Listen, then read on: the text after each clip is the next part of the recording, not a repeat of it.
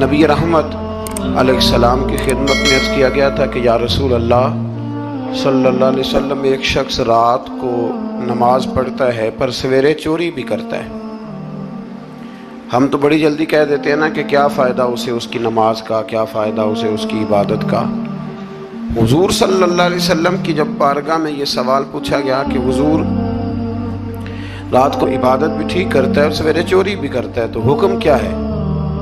تو حضور علیہ السلام نے فرمایا اگر وہ پابندی سے نماز پڑھتا رہا نا تو اس کی نماز اس سے چوری چھڑوا دے گی، اس لیے کہ نماز بے حیائی اور برے کاموں سے روک دیتی ہے۔ اگر کوئی کمزوریاں ہیں انسانی تقاضوں کے تحت تو نماز کی پابندی کریں۔ اگر آپ نماز کے پابند ہو گئے نا، کچھ وقت لگے گا تو پھر وہ بھی ساری کمزوریاں اللہ دور فرما دے گا۔ شرط یہ ہے کہ اس کو پابندی کے ساتھ پڑھتے رہیں۔ کچھ دوست کہتے ہیں نماز میں دل نہیں لگتا، تو میں نے کہا نہ بھی لگے تو پھر بھی پڑھیں۔ تو میرا سوال یہ ہے کہ ایک آدمی بالکل فارغ ہے، سوائے نماز کے، عبادت کے، سونے کھانے کے اسے کوئی کام نہیں، اور ایک شخص بیچارہ مزدور ہے، وہ ریڑھی لگاتا ہے، مثال دینے لگا ہوں، وہ ریڑھی لگاتا ہے، اس کے پاس دکان بھی نہیں ہے کہ وہ شٹر نیچے کرے یا تالا لگا کے چلا جائے۔ اب وہ نہ کسی کو کہہ کے آیا کہ یار ذرا 10 منٹ ٹھہرنا، میں نماز پڑھ کے آیا، تو وہ چلا گیا۔ وہ بڑا بے چین ہے کہ میری پیچھے ریڑھی بھی ہے، وہ بندہ جلد باز نہ ہو جائے، وہ نکل نہ جائے، وہ میری تھوڑا سا میرا راس ہے، 2-4 ہزار کا مال ہے، غریب آدمی۔ نماز بھی اس نے پڑھی، توجہ اس کی پیچھے لگی رہی۔ ایک بالکل فارغ تھا، کوئی مجبوری نہیں تھی، اس نے بھی نماز پڑھی۔ آپ یہ بتائیے کہ زیادہ ہمت کس نے کی؟ اس کا تو دل ہی نہیں لگا نماز میں، ریڑھی کی فکر تھی، لیکن ہمت زیادہ اس نے کی، اس لیے کہ اس کی مجبوری ہے، اس کے لیے آزمائش پیچھے کھڑی ہے، تیار ہے۔ دوائی کھانے میں دل لگتا ہے؟ کیوں کہتے ہو دل ہی نہیں لگ رہا آپ کا؟ خدا نہ خواستہ خاکم بدن، اللہ ہم سب کو معاف فرمائے، اگر بچے کو آپریشن کرانا پڑ جائے تو دل کرتا ہے؟ کیوں کراتے ہو؟ اس کے لیے ضروری ہے۔ تو بھائی یہ فلسفہ ہی غلط ہے کہ میرا دل نہیں لگتا تھا تو میں نے چھوڑ دی۔ دل تو کئی دفعہ انسان کا دکان پہ بھی نہیں لگتا، بیچ دو گے؟ نہیں دل کرتا کام پہ جانے کو تو ریزائن کر دو گے؟ تو یہ تو بالکل سرے سے بات ہی بڑی عجیب ہے۔ ہاں دل لگنا چاہیے، نماز سے دلچسپی ہونی، لیکن نہ بھی لگے تو ہم کو دل کے لیے نماز نہیں پڑھ رہے، رب کے لیے نماز پڑھ رہے ہیں۔ ہاں یہ بات سمجھ لیں، نماز دل کے لیے نہیں، نماز وہ دیکھیں نا، ایک صاحب کہتے ہیں جی میں 5 نمازیں پڑھتا ہوں تو روزی میں برکت پھر نہیں ہوتی، تو میں کہتا ہوں وہ عبادت کرتے ہو کہ تجارت کرتے ہو؟ پیسے کمانے گئے تھے؟ پیسے کمانے گئے تھے کہ نماز پڑھنے گئے تھے؟ تو نماز آپ کو بے حیائی اور برے کام سے روک دے گی، پر شرط یہ ہے کہ نماز کی پابندی کریں اور بر وقت پڑھیں اور تھوڑی صحیح کر کے پڑھیں۔ مطلب نماز پڑھی جاتی ہے، اہتمام نہیں ہوتا، یعنی لوگ بھاگ کے وضو کرتے ہیں، فٹافٹ آتے ہیں، بھئی آج ہو گیا ہے۔ بڑی جو بندہ گاڑی بھگا کے لاہور پہنچنا چاہے تو وہ 15 منٹ جلدی پہنچ سکتا ہے، 1 گھنٹہ پہلے پہنچ سکتا ممکن نہیں میرے عزیز، ہو نہیں سکتا۔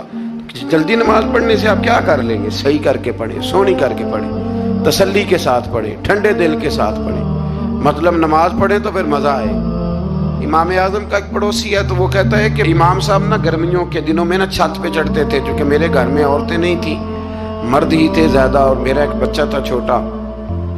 کہتے ہیں کہ وہ چھت پہ نماز پڑھا کرتے تھے تو وہ اتنی دیر تک کھڑے رہتے کہ لگتا کوئی ستون کھڑا ہے، رات کو ستون محسوس ہوتا، اتنی دیر تک وہ تلاوت کرتے، اللہ کی بارگاہ میں کھڑے رہتے۔ تو فرماتے ہیں جب ان کا انتقال ہوا تو میرا بیٹا کہنے لگا کہ ابا جی پڑوسیوں کی چھت پہ جو کھمبا تھا، جو ستون تھا، وہ کہاں گیا؟ تو کہتا میں رو پڑا۔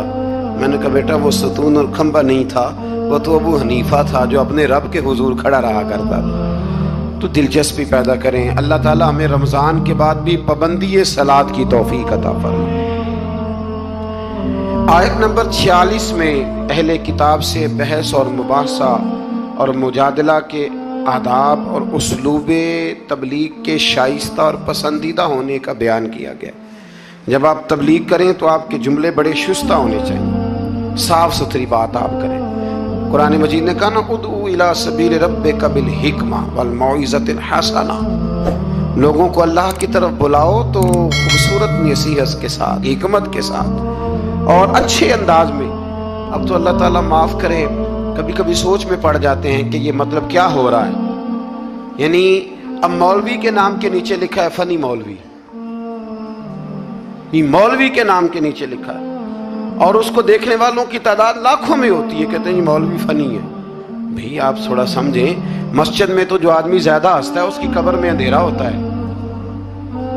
آپ یہ کیا کر رہے ہیں؟ ہاں کوئی بات ایسی آ جاتی تھی تو اللہ کے نبی بھی مسجد میں مسکراتے تھے، حضور بھی مسکراتے تھے، صحابہ بھی مسکراتے تھے، اور صحابہ کہتے ہیں حضور جب مسکراتے تھے تو دانتوں سے نور نکلتا تھا، مسجد نبی کی دیواریں بھی چمک اٹھتی تھی۔ لیکن یہ مطلب مولوی کو اس لیے بلانا کہ وہ لطیفے سنائے گا، وہ طنز و مزاح کی بات کرے گا، تو آپ نے کیا فرق رکھا مسجد میں، اللہ کے گھر میں اور دیگر جگہوں پہ؟ آپ ذرا سمجھیے اس بات کہ وہی بات جو قرآن نے کہی کہ لوگوں نے دین کو کھیل تماشا بنا لیا ہے، معاذ اللہ لوگوں نے کھیل تماشا سمجھ لیا ہے، تو کس طرف مطلب قوم لگ گئی ہے، اور بڑا بڑا عروج ہے اور بڑی بڑی باتیں ہیں، بیچ میں ہے کیا کہ لطیفے سنائے جا رہے ہیں اور داستان سرائی ہو رہی ہے اور کہانیاں ہو رہی ہیں، اور قوم ہے کہ وہ اس پر لگی ہوئی اچھی نصیحت، خوبصورت جملے۔ میرے رسول کریم علیہ السلام کے غلام کہتے ہیں حضور جنت کا ذکر کرتے تھے تو یوں لگتا تھا ہم جنت کی سیر کر رہے ہیں، حضور دوزخ کی بات کرتے تو ہمارے خوف سے رونگٹے کھڑے ہو جاتے، اور حضور قیامت کا ذکر کرتے تو یوں لگتا کہ نکل کے باہر جائیں گے تو قیامت آ جائے گی۔ یہ انداز تھا حضور کا بات کرنے کا، تو لہٰذا بڑی شستہ، بڑی صاف ستھری اور بڑی میٹھی اور بڑی ٹھنڈی بات کریں۔ دین کی بات جب آپ کریں تو پھر اس میں حسن چھلکے۔ عام آدمی اور دیندار آدمی کے لب و لہجے میں فرق ہونا چاہیے، اسے سمجھنا چاہیے۔ اللہ توفیق عطا فرمائے۔ رسول اللہ صلی اللہ علیہ وسلم کی صفات میں سے ایک صفت نبی امی ہونا بھی ہے۔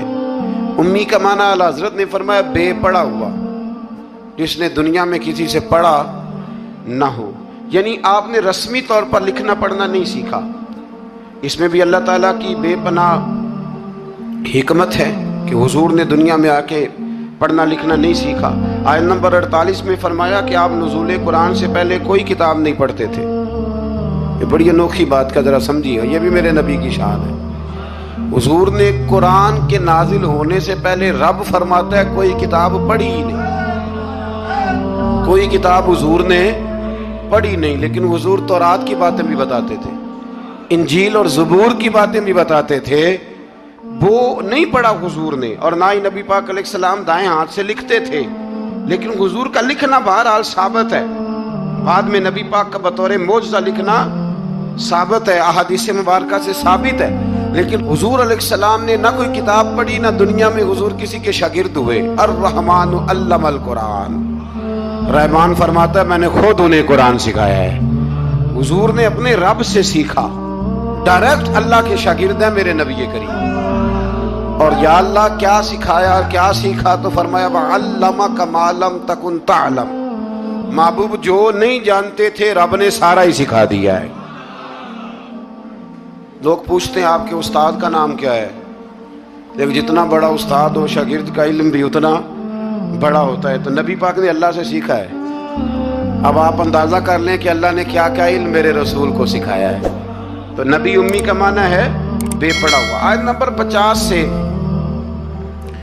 کفار کے معجزے کی فرمائش کے جواب میں فرمایا کہ قرآن مجید سے بڑھ کر معجزہ اور کیا ہو سکتا ہے، اس کے علاوہ کیا معجزہ مانگتے ہو، یہ بہت بڑا معجزہ ہے۔ عذاب کے مطالبے پہ فرمایا کہ اس کا ایک وقت مقرر ہے، وہ وقت پہ آئے گا، کسی کے کہنے پر نہیں آئے گا۔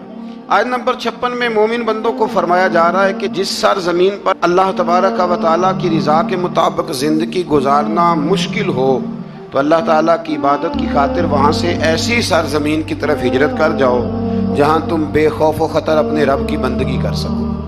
ہجرت کرنے کا حکم دے دیا اگر کہیں کھل کے عبادت کرنے کا موقع میسر نہ ہو۔ میرا خیال ہے کہ دنیا میں شاید ہی کوئی ایسا خطہ ہو جہاں کھل کر عبادت کرنے کا موقع میسر۔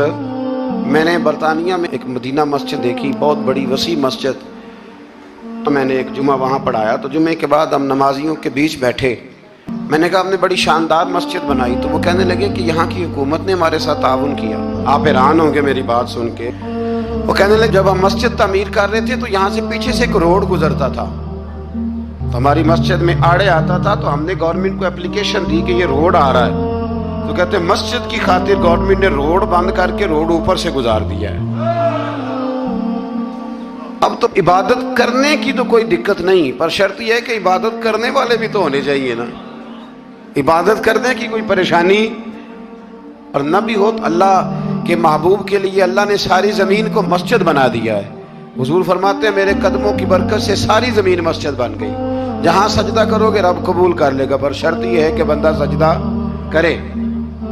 فرمایا اور کتنے ہی جانور ہیں جو اپنا رزق اٹھائے نہیں پھرتے, ان کو اللہ رزق دیتا ہے. اور تم کو بھی, یعنی انسان کتنی ہی منصوبہ بندی کیوں نہ کرے, اسباب کا اختیار کرنا بجا ہے, لیکن رازق حقیقی طور پر صرف اللہ تعالیٰ ہی ہے. جانوروں کو کبھی دیکھیں آپ نے کہ انہوں نے گٹھڑیاں باندھ کے اپنا رزق باندھا ہو؟ تو اللہ فرماتے ہیں جن کا کوئی سبب نہیں, جب میں انہیں دیتا ہوں تو تمہیں کیوں نہیں دوں گا. رزق دینے والا اللہ ہے. پھر آگے جا کے آیت نمبر 64 میں فرمایا کہ دنیاوی زندگی کے کھیل اور تماشا ہونے اور اخروی زندگی میں اصل زندگی ہی تمہارے لیے وہ ہے جو آخرت کی زندگی ہے. دنیاوی زندگی تو صرف کھیل اور تماشا ہے, کھیل ہے. مطلب جب کوئی دنیا سے چلا جاتا ہے تو پھر لوگ کیا کہتے ہیں, کوئی کیا کر سکتا ہے کچھ. یہ تو ایک کھیل اور تماشا سا ہے. مطلب میں نے بچے پالے تو پھر بعد میں میرے بچوں نے بچے پالنے شروع کر دیے, پھر ان کے بچوں نے بچے, اور بہت بڑا لفظ ہے جناب یہ ہمارے پاس, بچوں کے لیے کر رہا ہوں جی. اور ابا جی کی عمر 85 سال ہو جاتی ہے تو بچے کہتے ہیں ابا ایک دکان ہی دے دے. کہتے تو نہیں دینی, وہ جو تہاڈے لیے کمایا ساری عمر. تو میں کہتا ہوں یہ جو بچوں کا بہانہ ہے نا, یہ بہانہ ہے. بینک بیلنس اپنے نام کا, مکان اپنے نام, گاڑی, اور روز کہتا کیا ہے, اور بھائی میں یہ کہہ رہا ہوں کہ یہ بہانہ ہے. بچوں کے لیے ہے بالکل ٹھیک ہے, لیکن بچوں کے کام تو آئے گا نا ہمارے جانے کے بعد. آج تو مالک اور وارث ہم ہی ہے نا, اس لیے تھوڑا نکلیں اس کھیل تماشے سے, اس آخرت کی بھی فکر کریں.